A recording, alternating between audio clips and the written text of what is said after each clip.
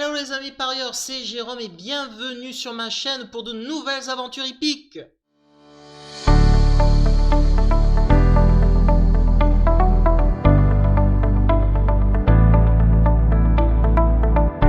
Et merci aux nouveaux abonnés, je me présente, je m'appelle Jérôme, ça n'a pas changé, je suis un passionné de trotteurs issu d'une famille de parieurs mais aussi d'éleveurs. Ma passion, j'ai voulu la transmettre à travers cette chaîne YouTube.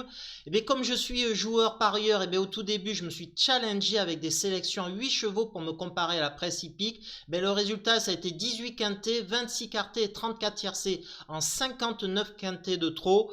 Ensuite, ce que aucun parieur sur YouTube ne fait, je me suis challengé en faisant des jeux simples sur des courses par course lors des réunions de trop PMU et avec des vidéos que je faisais la veille sans information sur les cotes ou d'autres informations. Et là aussi ça a été très bien puisque j'ai obtenu une rentabilité positive de plus 7,5%.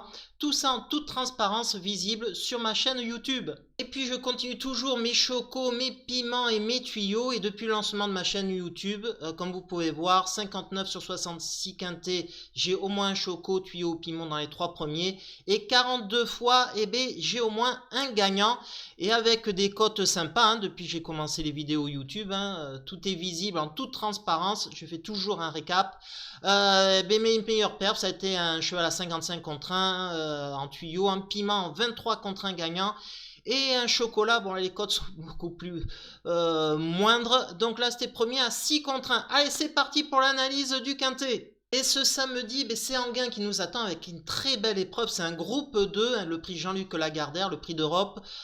Des très bons chevaux qu'on connaît très très bien. Il y a même des vainqueurs de groupe 1 quand même qui courent. 14 participants, même échelon de départ. Mais je pense qu'on peut éliminer 3 déjà chevaux assez facilement. Le 3 Pidanica fait une rentrée ferrée, Garando, Sulky, même si... Bon, bref, j'élimine.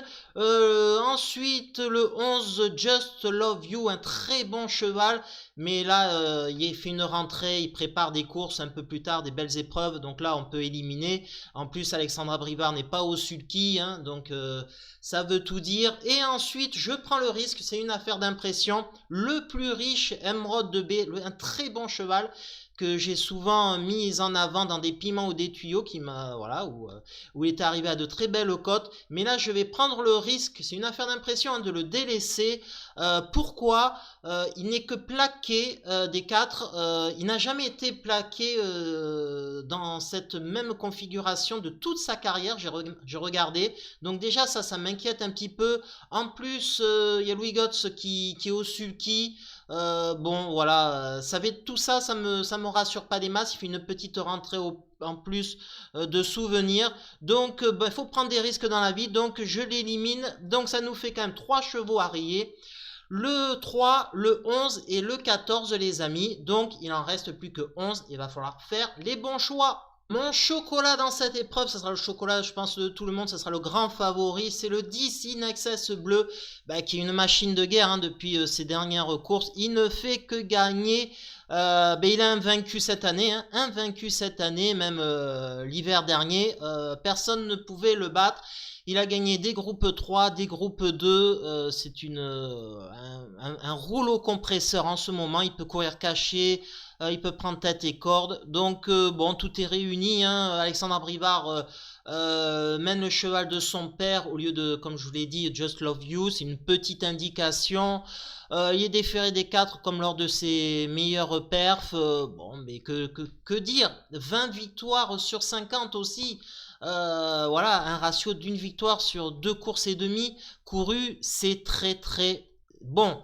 Et que nous dit, c'est pas son entraîneur Laurent Claude, c'est son fils Alexandre Brivard, le driver d'Inexcess Bleu. Tous les feux sont au vert pour Inexcess Bleu, il change de piste et d'opposition, ce qui introduit de nouveaux paramètres. Cela dit, je le sens en pleine possession de ses moyens. J'espère qu'il poursuivra sa série victorieuse. Je pense aussi, mais je vais jouer contre lui, vous allez le voir de suite. Mon tuyau, ça sera le numéro 2, Jabal Pur. Pourquoi? Les 2 fois où il était en mode course, c'était très bien, il a couru dans des groupes 1, les amis. La première fois, c'était le prix de sélection, un lot très relevé avec des ailes de qualité. et bien il avait terminé 5e. Et la dernière fois, ben pareil, bis repetita, c'était un groupe 1, le fameux prix René Balière, et bien il a gagné devant Go On Boy les amis, un groupe 1. Donc imaginez, là c'est un groupe 2, des vieux tontons. Le lot est quand même bien moins composé que ce prix René Balière, alors qu'il a gagné celui-ci. On peut lui faire toute confiance pour, dans un lot quand même moindre, répéter sa performance. Et que nous dit, eh bien, pas son entraîneur Chavat, mais son driver Gabi Gelormini qui le retrouve. Jabalpur revient avec de la fraîcheur après son superbe succès dans le prix René Balière à Vincennes. Il est maniable et aime un gain, autant de solides atouts pour viser le podium si le parcours lui est favorable. Je suis d'accord avec Gabi Gelormini. Et mon piment dans cette épreuve, ce sera le numéro 13, Cocktail du Dain. Un petit piment, mais il va pas être chaud favori parce que déjà on a vu qu'il y avait de la concurrence, de très bons chevaux face à lui. Et puis de surcroît, il fait sa rentrée depuis près de 3 mois. Donc ça risque d'inquiéter beaucoup de parieurs par rapport à ce cheval. Maintenant, Cocktail du Dain, c'est quand même un double vainqueur de groupe 1. Donc là, quand même, face à des concurrents vieillissants pour certains, c'est déjà un gros avantage. Mais je vais revenir donc à cet aspect-là qui fait une rentrée. Il faut savoir que c'est un cheval qui court très bien fait, très bien frais, oui. Parce que depuis, regardez, entre le 17 septembre 2023 et le 19 novembre 2023, il n'avait pas couru depuis plus de 2 mois. Eh bien, il a gagné. Qu'est-ce qu'on a d'autre? Le 10 février jusqu'au 20 avril 2024, 2 mois sans courir, il a gagné. Et on peut remonter un peu plus près puisque entre le 25 janvier 2025 et le 12 avril 2025, eh bien, il finit 3e. Donc c'est un cheval, pas de souci, il court très bien frais. Alors oui, vous allez me dire, il va préparer le critérium des 5 ans qui a lieu début septembre. Oui, c'est vrai, il va peut-être pas être au top de sa forme. Mais au vu de sa qualité, comme je vous ai dit, et il sera prêt, le cheval il sera prêt à 90%, il sera au top de sa forme. Je pense que ça peut lui suffire pour lutter pour les toutes premières places. Il est déféré des 4 pieds d'entrée. David Thomas, c'est son driver attitré, et bien il est là. Il est au sulky. Donc j'y crois les amis pour pourquoi pas battre les deux grands favoris. Et donc ma sélection, mon tiercé, mon trio, et bien c'est le 13 Cocktail du Dain comme je vous ai dit. Allez, on va faire confiance pour qu'il batte le grand favori. J'ai mis le 2 Jabalpur en seconde place dans ma sélection. Tout ça aussi parce que il peut battre In Excess Bleu qui est donc le 3e de ma sélection. Donc ce qui nous fait 13, 2 et 10 les amis. Voilà, allez on passe aux courses par course. Et il y a des réunions premium ce samedi à Enghien, donc, mais aussi au Mans et à Cagnes-sur-Mer. On va commencer, donc comme je fais à chaque fois, des petits chocos, piments, tuyaux, et puis si ça vous intéresse, regardez ce que j'affiche. C'est avec un grand plaisir que je vous transmettrai ma vision des courses et des pronos.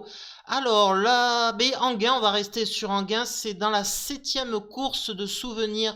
Ça va être un chocolat, là par contre ça va être un bon favori je pense, un bon point d'appui. C'est Jean Zibar les amis, qui est très bon au trot monté comme à l'attelé, mais là il revient à sa discipline je pense de prédilection où les lots sont quand même moins relevés.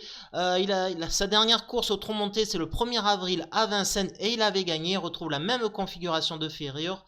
Mais j'y crois les amis. Donc c'est je pense un bon chocolat à Enghien. On a aussi Le Mans les amis, Le Mans où c'est une réunion plutôt creuse, voilà, qui m'intéresse pas spécialement. Et je vais être intéressé pour jouer dans la 6e course. C'est le 602 La La Land. Il faut savoir que l'entraîneur Michael Lecourt, c'est l'entraîneur de ce cheval et de plusieurs autres chevaux, et il drive régulièrement ses pensionnaires. Et quand il a une bonne chance, il fait appel à Damien Bonne. Et là, c'est le cas. Il fait appel à Damien Bonne, pardon, qui est quand même un très bon driver. Cette fois-ci, il est déféré des 4 pieds alors que les dernières fois, ces 3 dernières courses, il était seulement déféré des postérieurs. Ben là, j'y crois, les amis. Corde à droite, corde à gauche, pardon, il fait bien. Donc, c'est mon tuyau, les amis, le 602 La La Land. Et on a une dernière réunion de trop PMU, les amis. C'est à Cagnes-sur-Mer. Avec des chevaux, des vieux tontons qu'on connaît bien, mais je vais pas choisir parmi ces courses-là, mais plutôt parmi des chevaux quand même confirmés, avec dans la deuxième course le numéro 3, Jericho. Pourquoi? Il faut savoir que Pierre Vercruis et son nouvel entraîneur, en sachant que Pierre Vercruis, c'est mercredi dernier, d'ailleurs je l'ai joué à Cagnes-sur-Mer, et ben, il a gagné 2 épreuves lors de cette réunion. Donc l'entraîneur et le driver est en pleine forme. On parle donc Pierre Vercruis. Il faut savoir que son propriétaire Yannick Démé, qui était son précédent entraîneur, l'a confié à Pierre Vercruis pour le faire arriver à Cagnes-sur-Mer pour ce meeting sans doute estival. Donc les lots étaient de plus en plus compliqués pour lui, on voit des petites performances, il faisait que des places, mais dans des lots quand même beaucoup plus compliqués dans le nord, et il est même arrivé à Vincennes. Là je pense qu'à Cagnes-sur-Mer, dans un lot plus faible, il a une toute première chance. Je ne sais pas quelle cote il aura, vu ses comptes dernières contre-perf, 6e, 3e, 7e, distancé, 3e, 8e, distancé, 7e. C'est pas terrible. Je pense que ça va être un joli piment. Il sera une belle cote. Donc c'est mon piment, les amis. Le 203 Jericho. Voilà les amis, on a fait le tour des réunions PMU Pro. On pourrait même approfondir si vous voulez qu'on approfondisse tout ça. Et ben voilà, je vous présente ce que je vous propose. Si ça vous intéresse, ça sera avec un grand plaisir que je vous retrouverai. Soit en fichier PDF pour mes chocos piment tuyaux, ou alors échanger sur WhatsApp. J'aimerais ça créer une émulation sur un groupe, voilà, avec des gens qui veulent travailler, parce que c'est du travail, les courses de chevaux, et avoir les meilleures infos, les meilleurs tuyaux pour que vous puissiez progresser. Voilà les amis, je vous dis à bientôt. Je sais pas où on sera, ou quand est-ce que sera le prochain quintet de trop, mais ça sera ma prochaine vidéo. Allez les amis, la bise et à la prochaine pour de nouvelles aventures.